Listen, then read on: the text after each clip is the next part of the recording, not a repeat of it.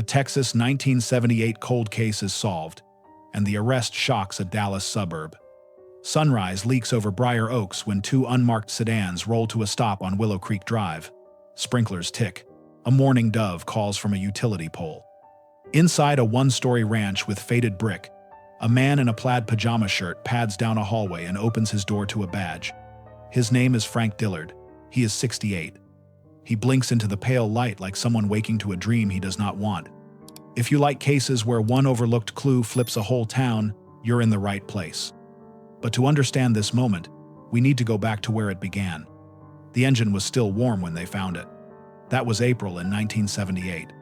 A Chevy Nova sat nose first in a field road 5 miles outside Briar Oaks, driver's door open, radio low, a coffee thermos tipped on the floorboard, cap screwed tight, no blood, no skid marks. No, Melissa. The morning air smelled like cut hay and gasoline. A deputy reached in to kill the radio and saw a cigarette butt on the driver's side floor. He bagged it. Habit, he said. Procedure. Maybe instinct. Decades pass. The town grows, then sags, then grows again. People forget dates but remember feelings. A porch light that stayed on. A mother who waited. A girl who could sing. Her name was Melissa Parker. 21. Waitress at the Bluebird Diner. An aspiring country singer who wrote lyrics in a spiral notebook between refills of black coffee. She wanted Austin, maybe Nashville. She had a smile that made tips climb, and a voice that could hush a room. The arrest does not begin with cuffs. It begins with a ping. January of 2025, a state lab tech named Eva Gomez reopens the Parker evidence box during a DNA backlog push. The plastic vial with the label cigarette butt, driver's side, is cloudy with age. She uses a modern trace technique that pulls genetic material from old saliva. A partial male profile emerges, thin as thread but strong enough to hold. It goes into a genealogy database. 2 weeks later, a match appears on a branch, a cousin, then another. A family tree blooms across a screen. The name at the end of the living line is local, Dillard. Detectives build the limbs from records and obituaries, then walk it back to Briar Oaks. A surveillance team collects a coffee cup from the trash outside a hardware store. The lab compares the profile to the cigarette. The statistic lands like a gavel. The chance it belongs to anyone else is beyond measure for a jury. The order is signed. The cars are fueled. Dillard answers the knock with sleep in his eyes. Detective Cole Ramsey reads, calm and measured, as a body camera hums. The neighborhood is quiet. Hydrangeas shake in a mild breeze. The man at the door stares past the detective at something only he can see. He swallows. He says 5 words that make the hairs on a young officer's arms stand up. You finally found it. He goes without a struggle. Neighbors step out in slippers and thin robes. Someone whispers he fixed my alternator in '79. A boy on a BMX bike lingers by the mailbox, wide-eyed, until a woman pulls him back by the shoulder. It takes 7 minutes to fold one life into the back of a car. The door thunks shut. The engine idles. The caravan slides away like a slow-moving thought. The county posts a statement by noon. Forensic genealogy. Arrest. Charge of murder in the first degree. The words travel from phones to porches to checkout lines. Briar Oaks feels smaller than it did at breakfast. Strangers in town for work ask who was she. The answers come soft and quick. The girl from the diner. The one with the songs. At a little house on Cottonwood Lane, the Parker porch light glows though the sun is high. Melissa's younger sister keeps it burning for one more day. She holds the receiver to her ear and hears the words she waited nearly half a century to hear. We have someone in custody. She does not cry. Not yet. She stands in the kitchen, hand on the counter, and breathes. A clock in the hall ticks. In the next room, a radio plays an old country standard, the kind Melissa used to cover when the open mic crowd went quiet to hear how she could bend a note and land it clean. The first reporters arrive by late afternoon. A tripod clacks open. A mic flag flashes red and white. Detective Ramsey stops at the curb. He keeps it simple. A single piece of evidence preserved in 1978, he says, led us to a person of interest who has been charged today. He thanks the Parker family for their patience. He thanks the lab for its work. He does not mention the tin box. That comes later. The search warrant gives them everything exterior first. They move through Dillard's house with careful hands, then out to the backyard, where a weathered shed leans over a narrow strip of hard soil. There is a corner behind it, a pocket where leaves settle. Under the leaf litter, a rusted tin box waits, seams fused by time and weather. A gloved hand pries it open. Paper inside clings together. Room temperature air lifts the smell of damp and iron. An evidence text separates the pages with a spatula and patience. Pencil lines emerge. A stanza, smudged but legible. He waits for me by the fence. They freeze. They look at one another without words. The final page is gone, torn clean along the spiral, the ghost of perforations like teeth. By evening, satellite trucks line the main street. The taco shop that used to be the Bluebird Diner tapes a black and white photo to its window. Melissa, in a bandana apron, shoulders squared, eyes bright. Someone slips a note beneath the tape. We never forgot. A woman presses her palm to the glass and bows her head. Inside, a friar pops.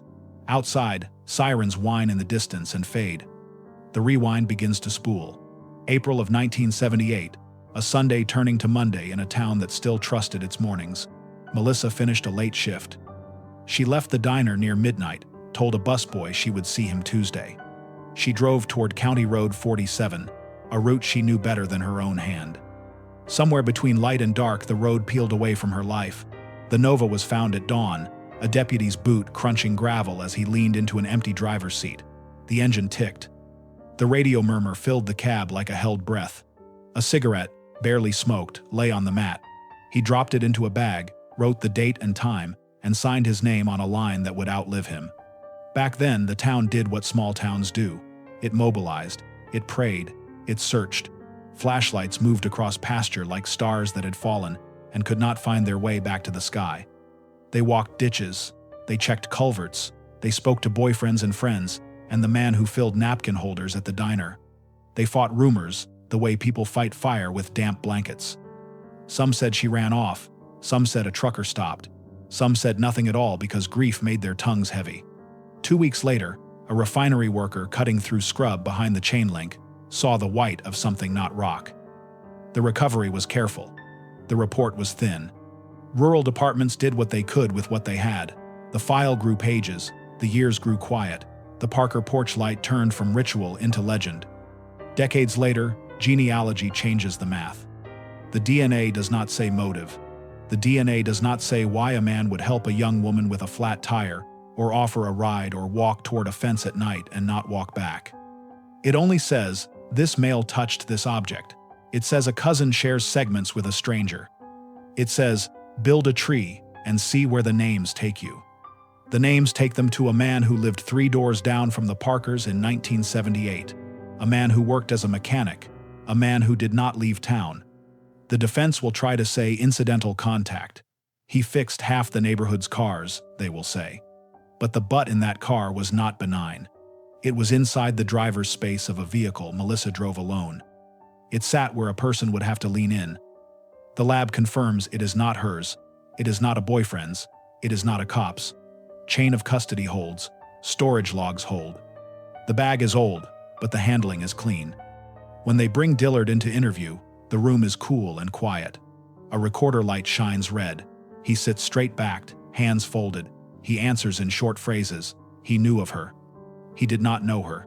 He agrees to nothing. When they mention the box behind the shed, a muscle moves near his eye. When they mention the line about the fence, he exhales through his nose, slow and even, like someone steadying a heavy load. He asks for water. He does not ask for a lawyer yet. He says he smoked back then, like everybody. He says you will find my DNA on a lot of things in this town. He says this with a hint of pride, like a man talking about work done with bare hands. Outside, the light fades. Wind stirs the chinaberry trees and rattles thin seed pods like dry rain. A deputy walks the perimeter tape and thinks about his mother telling him not to bring this work home in his head. He knows he will. He knows everyone does. He pictures a girl stepping off a curb in a town that felt safe and thinking about a chorus she almost had. He wonders if the missing page had the words that saved the melody. He wonders if whoever tore it out wanted to silence a voice that had already left the room. Reporters file live shots. They say the same names in the same sequence and try to make it feel new. Residents watch on living room televisions with the volume low. Some cover their mouths when the tin box is mentioned. Some look toward their backyards and think about what soil remembers. Near 9, a local pastor opens the church for anyone who wants to sit in a quiet place. The sanctuary smells like wax and old wood. Someone hums a hymn under breath. A woman in the third pew from the back clutches a photograph she has carried in her purse since 1978. It shows a young waitress holding a guitar that was too big for her shoulders, smiling at something beyond the frame. The woman presses the image to her chest and closes her eyes. At the Parker house, the porch light burns. It has burned for so long that the socket had to be replaced twice.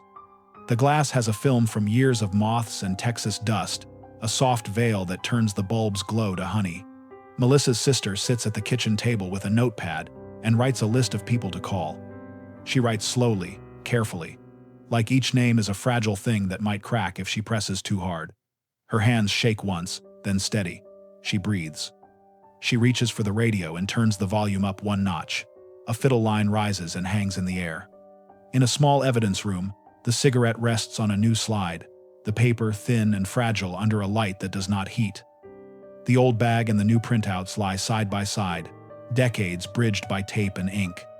The tech who pulled the profile has gone home, but her workstation still smells faintly of ethanol and coffee.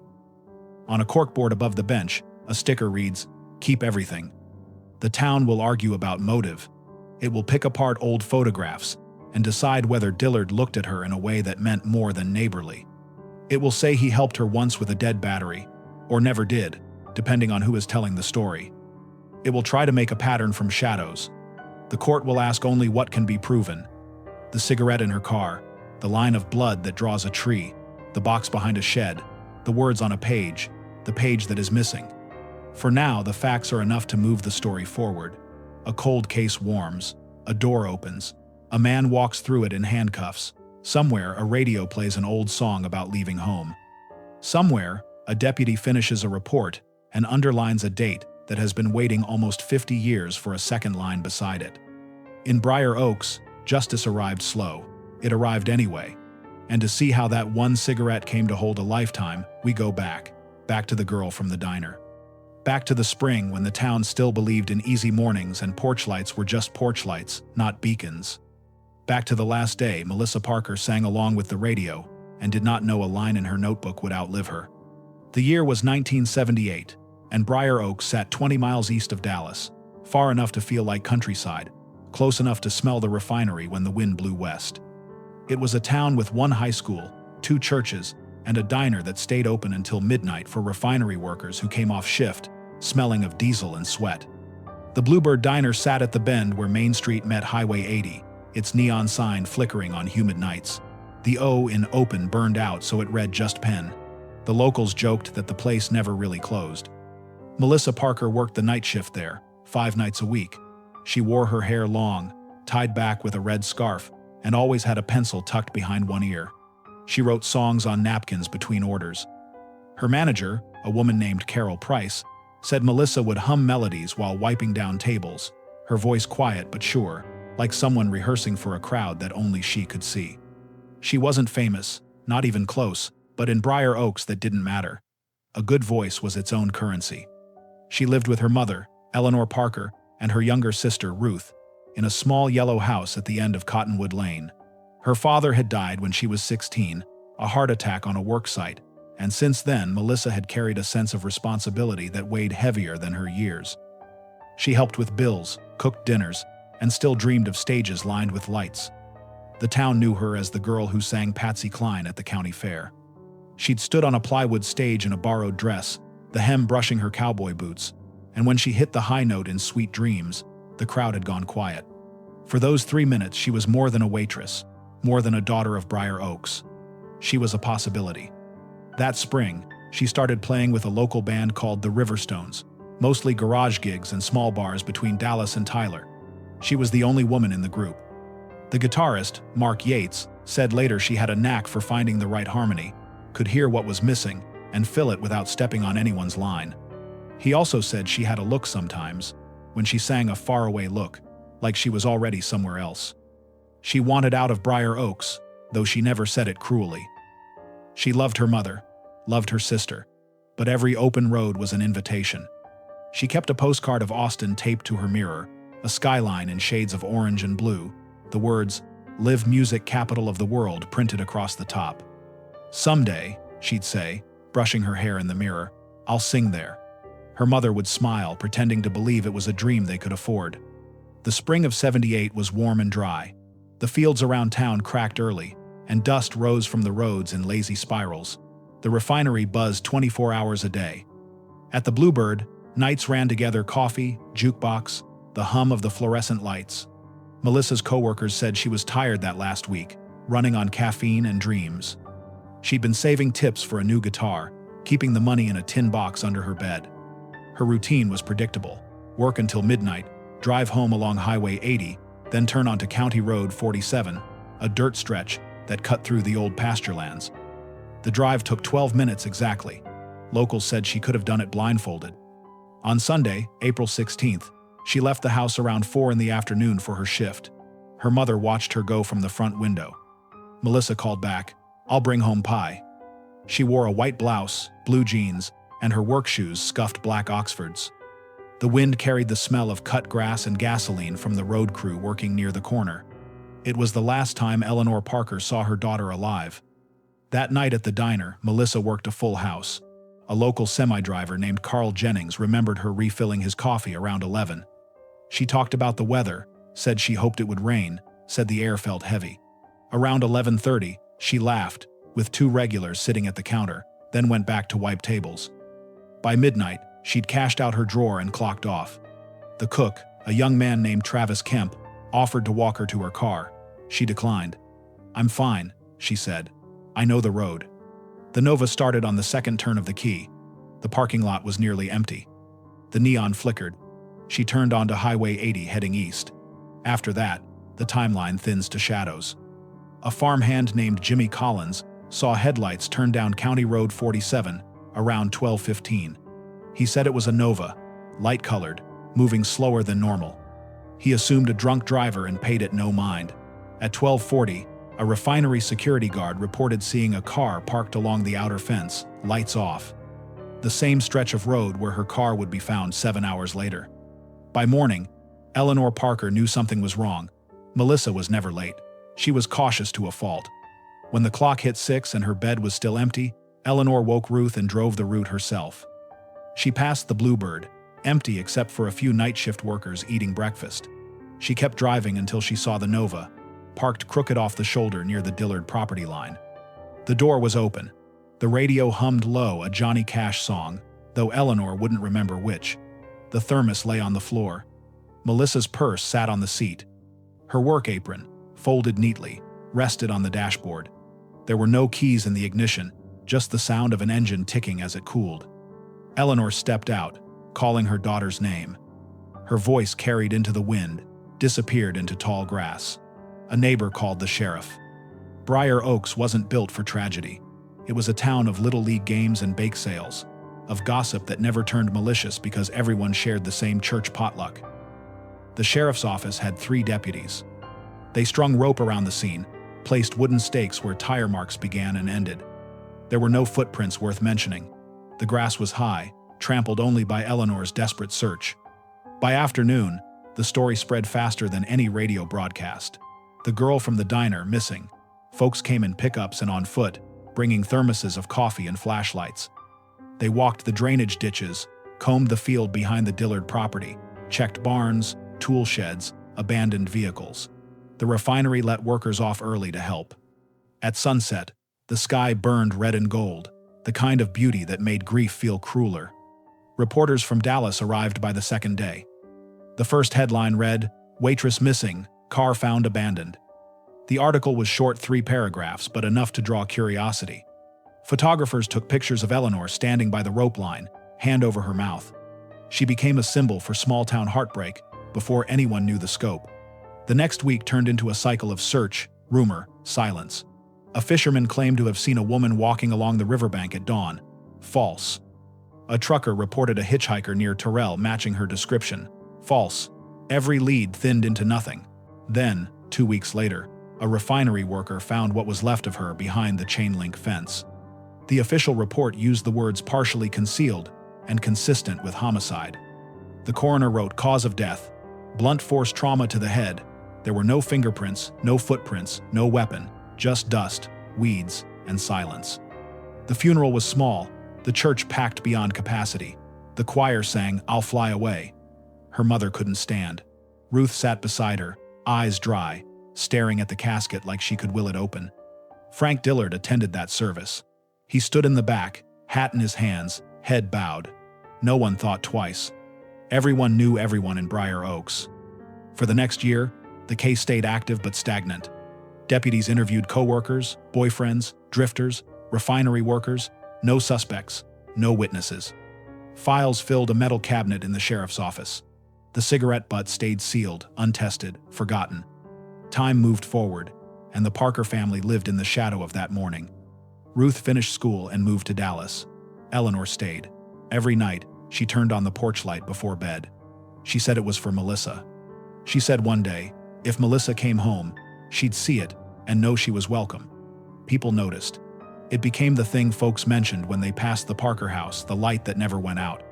The years softened details. The town changed. The Bluebird closed, the sign taken down. The refinery shrank its workforce. New houses sprouted on old farmland. The story became a warning told to teenagers: don't drive those back roads alone. Remember what happened to that girl from the diner. But memories in small towns are like seeds under soil. They wait for the right season to rise again. Almost 5 decades later, that season came. One sample, one cigarette, one preserved piece of habit. The kind of detail that keeps detectives awake, that keeps families from giving up. A cigarette dropped on a car floor in 1978 began to hum in a machine in 2025, and Briar Oaks would never look the same again. And before the light could go out, the town would have to remember what it had tried so long to forget: who Melissa Parker really was, and how the road home could turn from familiar to fatal in the space of a song. Sunday, April 16, 1978. The air in Briar Oaks felt strange that day, heavy like rain that wouldn't come. The refinery stacks shimmered in heat haze, and the radio at the Bluebird Diner played nothing but love songs. People remember those small details. They become fossils of an ordinary day that turns out not to be ordinary at all. Melissa Parker started her shift at 4. She showed up early, as always, parked her Chevy Nova in her usual spot, third space from the dumpster, under the flickering streetlight. She carried a brown paper bag with her dinner inside, a ham sandwich and an apple. Carol Price, her manager, remembered her smile when she came in. Said Melissa had been humming something new, a melody no one recognized. She said she'd written the words that morning. "It's about getting out," she told Carol. "About driving until the sky turns black and you can't see the road anymore." The Bluebird smelled of coffee and grease, and something faintly sweet, the scent of pies cooling on the counter. The afternoon crowd was light refinery men, truckers, a few high school kids on break. Melissa worked her section without complaint, kept the coffee fresh, joked with regulars. Around 6, she called her mother from the payphone near the back door, said she'd be late, that a band from Dallas was coming through to talk about maybe needing a backup singer for weekend gigs. Her mother reminded her to drive safe, to keep her radio low so she could hear the road. By 8, the diner buzzed. A storm front had shifted the wind, and lightning flickered far to the north. Rain smelled close, but didn't fall. The jukebox played "Lucille," the Kenny Rogers song that had just hit the top of the charts. Melissa mouthed the words as she wiped the counter, her reflection trembling in the chrome napkin holder. A couple of refinery workers teased her about chasing stardom, and she laughed. "You'll see," she said. "Someday I'll be on the radio and you'll be bragging I used to pour your coffee." At 9:45, a young man named Mark Yates stopped by the diner. He played guitar for the Riverstones, the small band Melissa had been rehearsing with. He'd been running late, and he found her sitting in a booth counting her tips. He asked if she'd made up her mind about joining the band for the weekend show in Dallas. She hesitated. He said later that she'd looked torn between two choices: family and freedom, home and highway. She said she wanted to, but she needed time to think. "After tonight," she told him. "I'll decide after tonight." Mark left at 10:15. He remembered her waving through the diner window, napkin in hand, a song lyric scrawled on it. He kept that napkin for years, the ink blurred from being folded and unfolded too often. By 11:30, the dinner crowd had thinned. Melissa poured coffee for one last table, a pair of truckers who left a $2 tip and a note on the check that said "Beautiful Smile." She laughed and tucked the note into her apron. She hung the apron on the hook behind the counter, clocked out at 12:01, and told Carol, "See you Tuesday." Carol watched her go through the glass door. The neon sign flickered above her, catching in her hair like firelight. Outside, the parking lot was nearly empty. A storm was building somewhere, distant thunder, low and lazy. The Nova's engine coughed once before starting. Melissa adjusted the mirror, reached to turn down the radio, and backed out slowly. She waved at Travis, the cook, who was taking trash out back. He waved back, then turned away. The sound of her car faded into the night. The route home was simple: Highway 80 east, then County Road 47. A two-lane blacktop cutting through fields that smelled of wild onion and diesel. Fence posts leaned at odd angles. Windmills creaked. The moon was a thin sickle in the sky. Locals said that night felt endless, that even the stars seemed dimmer. A truck driver named Paul Benson told investigators later that he passed a small car on Highway 80 around 12:15. Said it looked like a Chevy Nova, light blue, traveling below the limit. He noticed the driver, a young woman, hair tied back, eyes fixed on the road. He remembered because she wasn't speeding like most did on that stretch. She looked careful, calm. At 12:20, a ranch hand, Jimmy Collins, was out checking fence lines. He saw headlights turn off Highway 80 onto the dirt road near the old Dillard property. The lights bounced once, twice, then disappeared. He figured someone missed a turn. He went back to his work. At 12:42, a refinery security guard named Neil Frazier noticed a flicker of light near the fence that bordered County Road 47. His report logged it as possible vehicle lights. He didn't investigate. Refinery perimeter checks were routine, and he'd already done his. When the sun rose at 6, the sky was orange over the horizon, and the birds were loud in the trees. A milk truck driver spotted the Nova parked on the shoulder near the turnoff to the old field road. He didn't think much of it. The door was open, the keys dangling from the ignition, the driver nowhere in sight. He thought maybe someone had car trouble and walked for help. By the time Eleanor drove that same stretch an hour later, the air had gone still, like the town was holding its breath. She stopped the car, called out her daughter's name, stepped into the tall grass. The air was cool, but sweat beaded her temples. The thermos lay on its side, the purse sat untouched. The radio played static and faint voices from a station 2 counties over. She put her hand on the hood. It was still warm. When the deputies arrived, the first thing they noticed was how ordinary it all looked. No broken glass, no skid marks, no torn ground, just a car and silence. The second thing they noticed was the smell of tobacco. One of them leaned in, saw the cigarette butt on the mat, and dropped it into a plastic bag. He sealed it, wrote his initials, and placed it in the trunk of his patrol car. That small act would mean nothing for 47 years, but it would turn out to be everything. For the rest of that morning, the scene filled with quiet chaos, men marking tire tracks with chalk, photographers taking black and white shots, the sheriff talking low with Eleanor near the ditch line. She stared at the empty field as if the answers were hiding there, just waiting for someone to look hard enough. The sun climbed higher, washing color out of everything. By noon, the reporters had arrived. By sundown, Briar Oaks knew. The girl from the diner was gone. That night, as darkness settled over town, porch lights flicked on one by one like stars rising from the ground instead of the sky.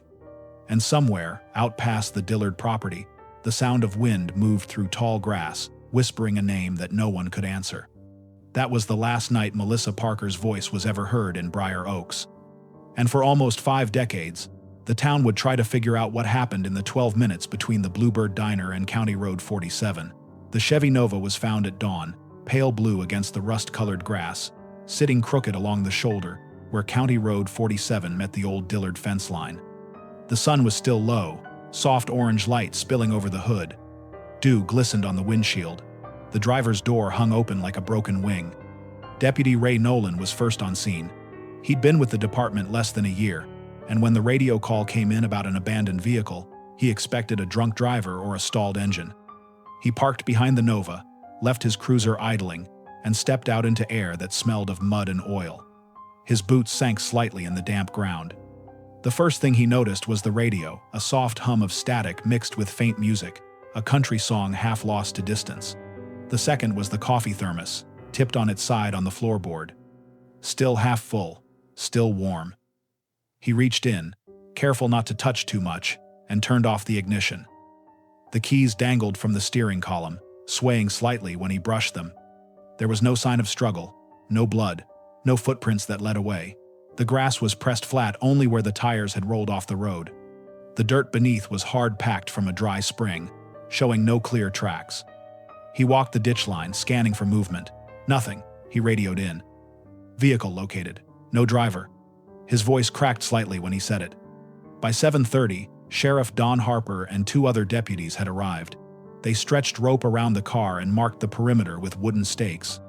It wasn't much of a scene, just an empty vehicle on a lonely road, but something about it felt wrong. The hood was warm, meaning it hadn't been there long.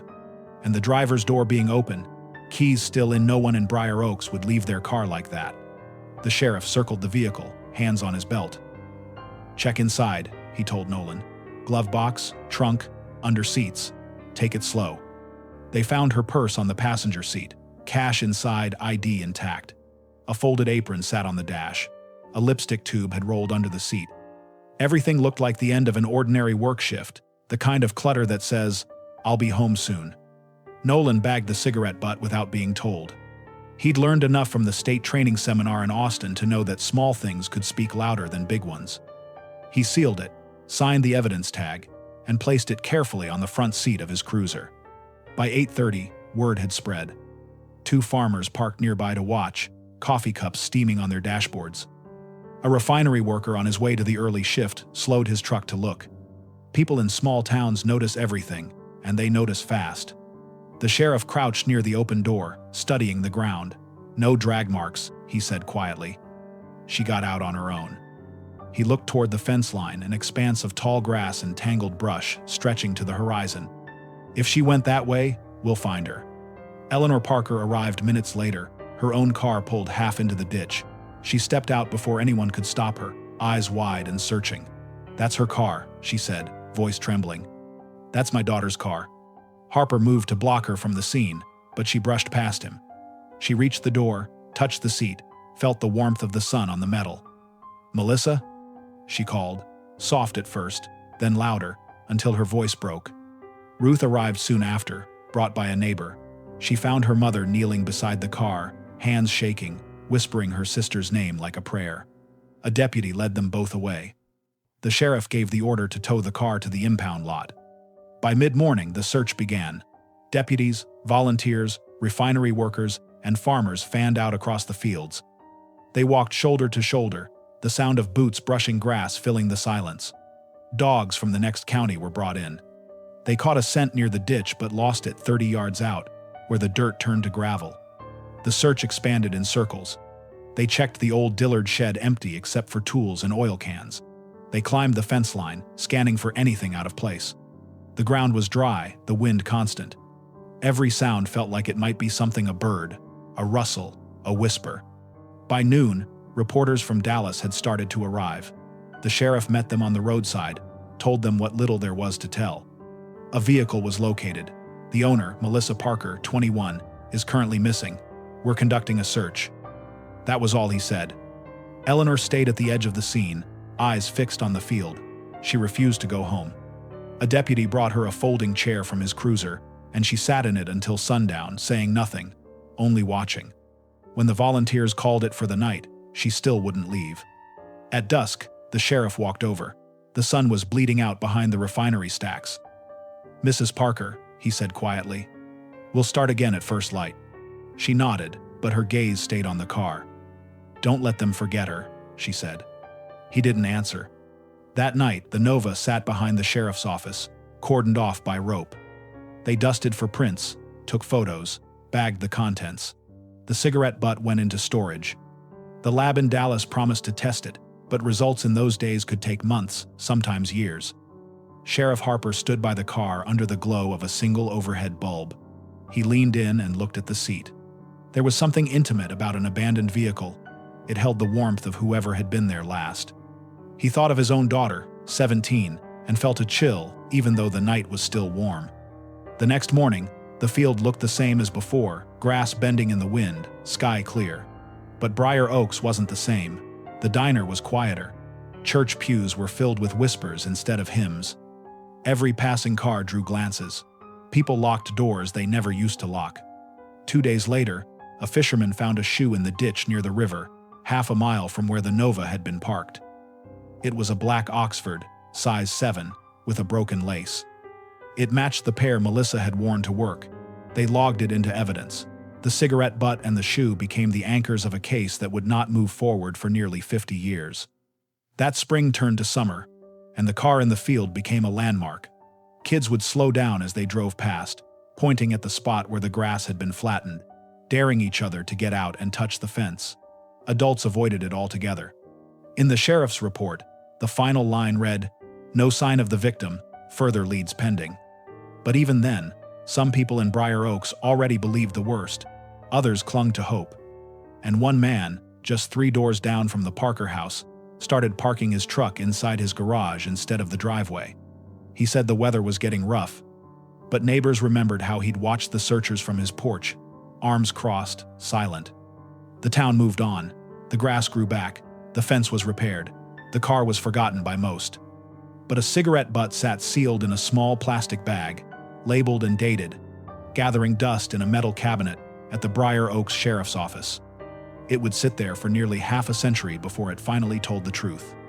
At first light, Monday, April 17, 1978, the people of Briar Oaks came to help. They came in pickup trucks, on tractors, and in dusty station wagons. Farmers, refinery hands, church deacons, high school students still in their Sunday clothes. By 7 a.m., more than 60 volunteers stood on the Parker property, waiting for orders. The sheriff divided them into teams, handed out maps, and told them to stay within sight of each other. Each team carried a flashlight, a stick for turning brush, and a walkie-talkie borrowed from the refinery. The air was cool, but the sky was already white with early sun. From above, the search looked like rows of ants crawling through yellow grass. Eleanor Parker stood near the barn, her arms wrapped around herself. She hadn't slept. She watched the searchers fan out across the fields, their voices carrying faintly through the morning. Ruth stayed inside, sitting by the phone, waiting for it to ring. The sheriff set up a command post on the tailgate of his pickup. Maps spread across the metal, coffee thermoses lined up like soldiers. Deputies took statements from anyone who had seen Melissa the day before. The stories all matched. She'd left work around midnight, driving home like always. By noon, the search line had reached the edge of the Dillard property. The Dillard fence ran long and straight, cutting through pasture before ending at the tree line. Behind it sat an old shed, half collapsed, with a rusted tractor inside. Deputy Nolan pushed open the door. The smell of oil and dust hit him. Cobwebs hung thick from the rafters. Nothing inside but tools, a broken chain, and silence. They found no signs of struggle, no drag marks, no footprints. The ground was too hard, too dry. Every gust of wind erased what little they might have found. By afternoon, state troopers arrived from Dallas to assist. Helicopters circled overhead, blades chopping the air. Their shadows rolled over the searchers like passing clouds. The pilot reported nothing unusual, just fields, fences, and the endless lines of pasture that stretched toward the horizon. At 4 p.m., bloodhounds were brought in from Waco. The handler, an older man named Sullivan, took them to the spot where the Nova had been found. The dogs sniffed the air, then the seat, then the ditch. They moved in a small circle, noses to the ground, tails wagging slow. After a few minutes, they began to follow a scent east toward the tree line. Everyone stopped what they were doing. Dozens of eyes followed as the handler and dogs disappeared into the brush. Then, just as quickly, they stopped. The dogs turned, whined, confused. The trail was gone. Sullivan looked at the sheriff and shook his head. "It ends here," he said, like she vanished.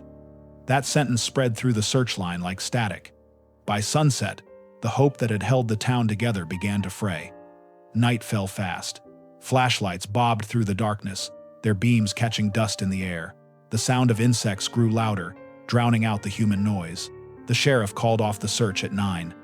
They would resume at dawn.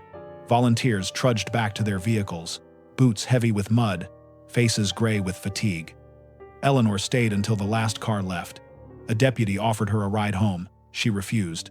"She's out here somewhere," she said. "I can feel it." That night, wind swept across the fields. bending the grass in long waves. The Parker porch light burned bright against the dark. In town, the Bluebird Diner stayed open late, its booths filled with people whispering theories. By the next morning, the story had reached Dallas television. The evening broadcast showed black and white footage of volunteers walking in lines, a small-town tragedy packaged for city viewers. The anchor called it the mystery of County Road 47. Reporters began knocking on doors. Some residents spoke freely, eager to help. Others shut their curtains. Frank Dillard, whose property bordered the search area, told a Dallas reporter that he'd seen nothing unusual that night. He said he'd been asleep, that he kept to himself. The interview lasted less than a minute, but those who watched later said he looked nervous, kept glancing at the field behind him. The search continued for 3 more days. They dragged the river. They checked old wells and storm drains. They brought in metal detectors, shovels, and trucks with floodlights. The refinery lent a generator so the volunteers could search at night. On the 3rd evening, a deputy found a shoe in the ditch near the river bend. Black leather, size 7, worn thin at the heel. It matched the pair Melissa wore to work. Eleanor identified it without hesitation. "That's hers," she said, voice steady but distant. The shoe was bagged and sent to the lab in Dallas. No blood, no prints, just a shoe. By the end of the week, the organized search began to shrink. People had jobs to return to, crops to tend, families to feed. The sheriff couldn't keep them out there forever. He promised to follow every lead, to keep the investigation active. On Sunday morning, 1 week after Melissa disappeared, the church was full. Pastor Lane spoke from the pulpit about faith in darkness. "We search," he said, "not because we are certain, but because we refuse to stop believing." The congregation sang softly, voices cracking. After service, volunteers met again, fewer this time, only the ones who couldn't give up. They checked the refinery perimeter one more time. They found nothing. By May, the news had faded. The Dallas stations moved on to other stories. But in Briar Oaks, time didn't heal, it paused. Eleanor still walked the edge of County Road 47 every morning, scanning the ditch line. Ruth stopped going to school for a while. The sheriff checked in weekly, though there was never anything new to say. The summer heat came early. The fields turned brittle and brown. The wind carried dust that settled on everything: cars, mailboxes, gravestones. The Bluebirds' jukebox played the same old songs. People talked less about the case, but it was never gone. The empty seat at the diner, the open field, the shoe in the ditch, and the cigarette butt, sealed in a plastic bag in the evidence cabinet, waiting patiently for the science that didn't exist yet. For now, there was only quiet. Quiet, and the sound of a mother calling her daughter's name into the Texas wind. By June of 1978, the case had turned into a storm of whispers. You couldn't buy a loaf of bread or fill a gas tank in Briar Oaks without hearing someone talk about what might have happened to the Parker girl. The facts were few and fixed her car, the cigarette, the shoe. Everything else bent to fit whoever was doing the talking. Some said Melissa had run off. "Pretty girl like that," they'd whisper over coffee at the Bluebird. "Probably found someone with a record deal and didn't bother to say goodbye." Others said she'd been picked up by a stranger on Highway 80. A drifter, a trucker, a ghost. The story changed every time it crossed a counter. The sheriff's office tried to hold the line. Sheriff Harper still came to work before sunrise, reading over the same reports until the paper softened at the edges. He called Dallas for updates every week. The answer never changed. No new leads. The cigarette was still being tested, though the lab had no timeline. One Friday afternoon, a call came from Fort Worth. A woman claimed she'd seen a young hitchhiker who matched Melissa's description. Harper and a deputy drove out the same day. They found the woman nervous, well-meaning, wrong. The hitchhiker's name was Crystal. She showed them her ID and said she'd never been to Briar Oaks in her life. Another dead end. By July, the search had gone from coordinated to desperate. Volunteers dwindled. The sheriff's men still checked tips, but the leads were weak. A mechanic in Terrell said he saw a blue Nova parked near a gas station 2 nights after the disappearance. No record, no witnesses. The security camera had been broken for months. Rumors about suspects started to stick like burrs. First came the boyfriend, Mark Yates, the guitar player. He was 23, had a temper, and owned a beat-up Ford pickup. People said he and Melissa had argued a week before she vanished about the band, about her singing too much lead. When the deputies questioned him, he told them she'd turned him down for a show in Dallas because her mother didn't want her traveling. He had an alibi, proven by 3 bandmates, but the whispers didn't care about alibis. Then there was the drifter, a man named Clyde Redding, known for hanging around the truck stop on the east side of town. He'd done time for petty theft and liked to talk too much after a few beers. One night, someone claimed they'd heard him brag about knowing what happened to that diner girl. Deputies brought him in the next morning. He denied everything, said people in town wanted someone to blame. After 12 hours and a failed polygraph, he was released. Harper knew the man was lying about something, just not about that. Through all of it, Frank Dillard stayed quiet. He still lived 3 doors down from the Parkers. His garage was always open, tools hanging neatly on the wall. He fixed cars for half the town and never charged full price. He wasn't on the sheriff's list of suspects. He didn't fit the profile. People described him as polite, quiet, good with engines. If they noticed that his backyard backed up to the search grid, they didn't mention it. By late summer, the heat settled in. The fields went gold, then brown. The refinery siren wailed twice a day, shift change and sunset. Life tried to move forward. The town needed to believe the worst was over. But for the Parker family, the silence was its own kind of noise. Eleanor stopped going to church. Ruth returned to school but barely spoke. Every night, Eleanor sat on the porch, cigarette smoke curling into the air, eyes fixed on the road where the headlights used to appear. In September, a letter arrived at the sheriff's office. It was typed on plain paper, no signature, postmarked Dallas. The words were short and strange. "You're looking in the wrong direction. The one who took her fixes what's broken." Harper called it a prank. His deputy, Nolan, wasn't so sure.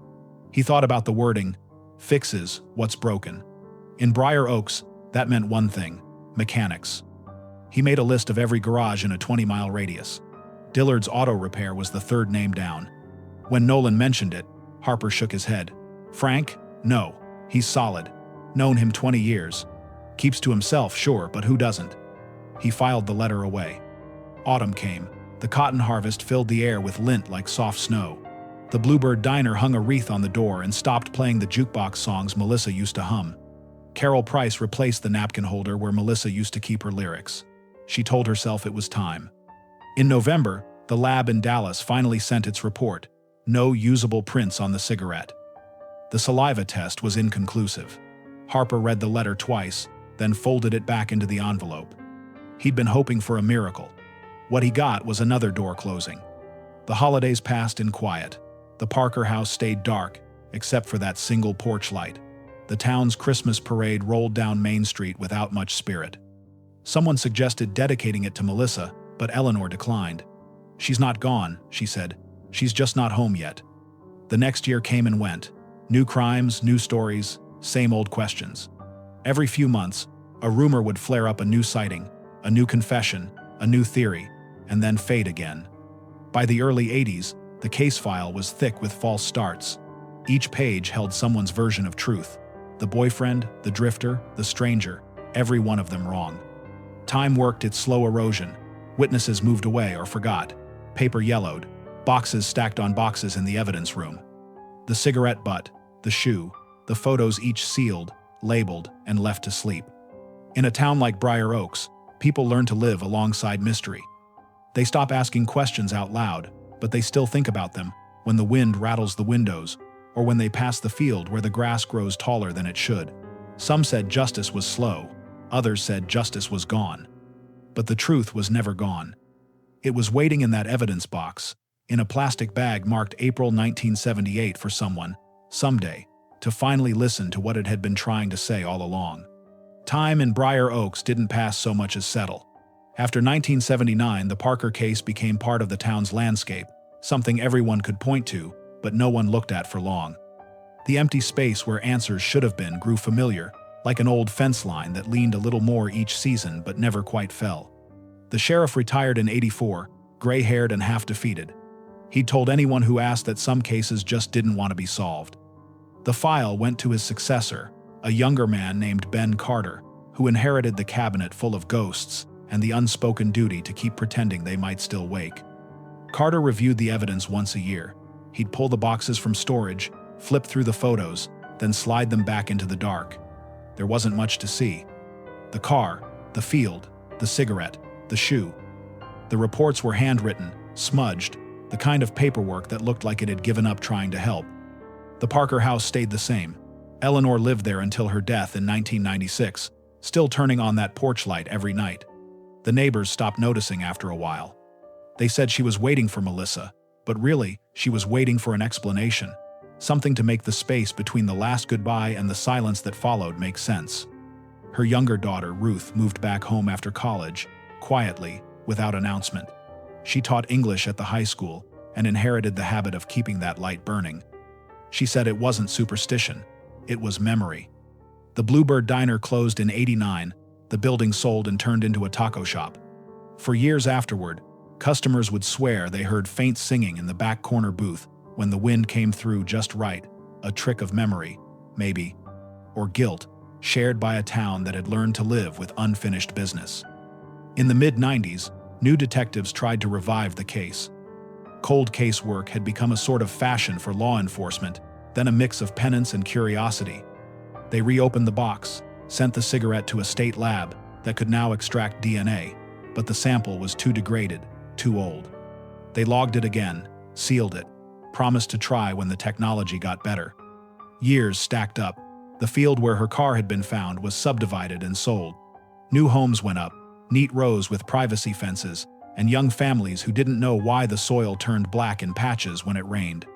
By the 2000s, the Parker case was something told to newcomers when they asked why the locals didn't drive County Road 47 at night. The old-timers would shake their heads and say, "That's where the girl's car was." No one said her name anymore, just the girl. Every decade or so, a journalist would show up. They'd photograph the field, interview whoever still remembered, write an article titled "The Mystery of Briar Oaks," and move on to the next town.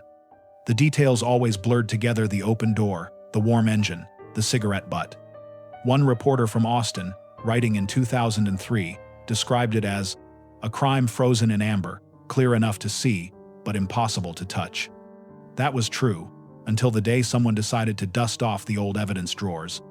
In 2024, the Texas Attorney General's office launched a pilot program to reprocess unsolved cases using forensic genealogy. They called it Project Resolve. Counties could submit evidence for testing if chain of custody was still intact. Briar Oaks was small, but Sheriff Carter, now retired but still on the advisory board, sent in 3 cases. The Parker file was one of them. The evidence box arrived in Austin in a courier van that rattled like loose change. Inside were 2 bags, each yellowed and brittle with age. One contained the shoe, the other, the cigarette butt. A lab technician named Eva Gomez opened them under filtered light, gloved and careful, documenting every speck of debris. She knew the name only from the case file: Melissa Parker, age 21, missing and presumed deceased. The DNA extraction was delicate work. The filter paper tore twice. The sample yielded barely enough material to fill a dropper tip. It took weeks to coax a profile out of it. But when the software finally mapped the markers, something blinked green on her screen: partial male DNA, viable enough for upload. It went into a genealogy database that matched profiles by family trees. Dozens of potential relatives appeared, most scattered across Texas, some as far as Louisiana. Eva built the tree backward, branch by branch. 2 days before Christmas, she found a link that stopped her cold: the Dillard family of Briar Oaks. The profile connected through a first cousin once removed. A man named Frank Dillard, 68, still living 3 doors down from where Melissa Parker had lived when she vanished. Eva flagged the result. The next morning, the email landed in the inbox of Detective Cole Ramsey, head of the county cold case unit. The moment he read it, the decades of silence cracked like thin ice. Ramsey drove to Briar Oaks that same afternoon. He parked in front of Dillard's small brick house, the one with the faded Dillard Auto Repair sign still nailed to the fence. The yard was tidy, the garage closed. There was nothing sinister about it, nothing out of place. He didn't knock that day, not yet. He walked the perimeter, made notes, then drove out to the field where the Nova had been found. The subdivision was there now: neat cul-de-sac, kids on bikes, a street sign that read Parker Hollow Drive. He stood at the curb, picturing what it had looked like in '78. Tall grass, an open door, a cigarette smoldering on the mat. He thought about the lab tech working through Christmas week, about the mother who left her light on for decades, about how long Justice could sit in a box before anyone noticed it was still breathing. That night, back at the station, he made a single note in the file, reopened for DNA correlation. In that one sentence, the Parker case re-entered the living world. Meanwhile, in Briar Oaks, people still didn't talk about it. The town had aged new shops, new families, new distractions. But if you mentioned the name Parker, the older residents would still grow quiet. Some would nod slowly, like they'd been expecting this moment all along. 50 years had changed everything and nothing. The fields were smaller, the fences newer, but the road was the same. 2 lanes of cracked asphalt running past memories no one wanted to revisit. And somewhere behind a rusted shed, hidden under leaves and soil, waited one last secret sealed in a tin box that time hadn't managed to rust all the way through. The case wasn't over. It had just been sleeping. And now, with one match, one name, one branch of a family tree, the quiet of Briar Oaks was about to break wide open. It began quietly, as most revelations do. A lab report, an email, a name. 50 years after Melissa Parker vanished, the past finally sent a signal. Detective Cole Ramsey stared at the printout under the fluorescent light of the cold case office. A single line of text glowed from the report header. Genetic link confirmed, subject identified. Frank Dillard, male, 68. Briar Oaks, TX. For a long time, he didn't move. He let the hum of the overhead lights fill the silence. He thought about the girl in the diner uniform, the open car door, the cigarette butt sealed in a bag for half a century. When he finally exhaled, he picked up the phone. By sunrise, the sheriff's department had a plan: surveillance first, then a confirmatory DNA collection from Dillard's discarded trash. No arrests, yet not until the lab signed off a second time. They found the match on the first try. A coffee cup, pulled from the garbage outside a small hardware store on Main Street. Dillard went there every morning, bought a newspaper and a cup of black coffee, read the headlines, standing by the window. He'd been doing it for years. The cup went to Austin overnight. The match came back by Monday morning, 99.999%. The same DNA as the cigarette butt from Melissa Parker's Nova. The odds of error were smaller than a snowflake in July. Ramsey sat in his car outside the sheriff's office, phone in hand, listening to the lab tech on the other end recite the numbers. He'd heard 100 versions of confirmation in his career, but never one that made the air in his lungs feel this heavy. He called the district attorney, then the sheriff, then the Texas Rangers. By noon, a warrant was signed. The arrest happened the next morning, January 21st, 2025. The winter sun had barely cleared the rooftops of Briar Oaks when the unmarked sedans rolled down Willow Creek Drive. Neighbors heard the knock, then the shuffle of voices. Frank Dillard answered in his pajamas, gray hair flattened to one side, eyes squinting into the light. Detective Ramsey read the charge: murder in the first degree. Dillard didn't protest. Didn't ask what this was about. He just nodded once, as if he'd been waiting half his life for the question to catch up. Reporters arrived before the cruiser even left the block. Cameras framed the image, the old mechanic, hands cuffed, eyes blank, walking toward the car. Briar Oaks, a town that hadn't made headlines in decades, was suddenly the lead story on every evening broadcast. That night, television anchors said the same thing. A decades-old cold case solved through forensic genealogy. A town haunted by memory now faces long-awaited justice. But for the people who'd lived the story, justice didn't feel clean. It felt like salt in an old wound. When detectives searched Dillard's property, they found the tin box behind his shed, buried shallow, hidden by decades of leaves and dust.